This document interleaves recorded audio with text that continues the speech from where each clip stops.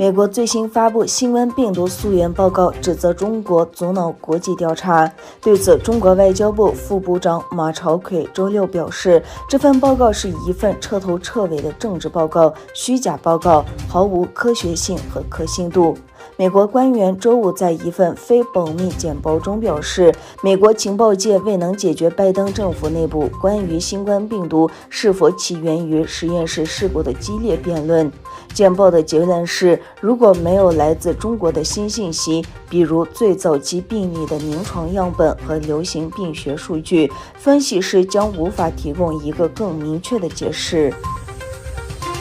由土耳其国防公司拜拉克塔开发的阿克恩哲攻击无人机于8月29日在仪式上移交给土耳其武装部队。测试过程中，打破土耳其航空历史高度纪录的阿克恩哲在空中飞行了25个小时46分钟。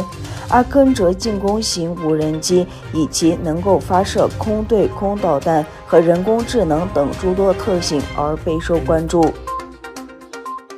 被推迟的吉尔吉斯斯坦议会选举决定于11月28日举行。吉尔吉斯斯坦今年4月11日举行宪法公投，新宪法于5月5日生效。根据新宪法，即国家政体由议会制过渡到总统制，总统有权决定议会选举的日期。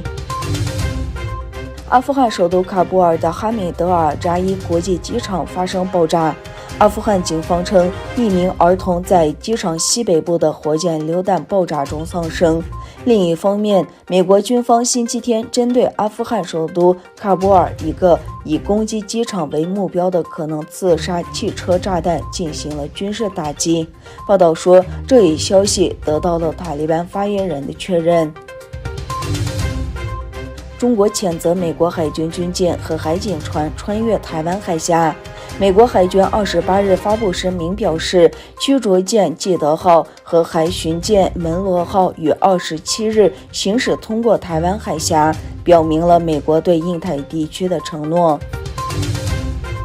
泰国反政府示威者昨天再度集结，要求总理帕拉育下台。上千民众以骑机车或开车方式游行，表示对政府抗议不力的不满。土耳其国家女排在2021年欧锦赛最后16轮比赛中以3-1击败捷克队，晋级8强。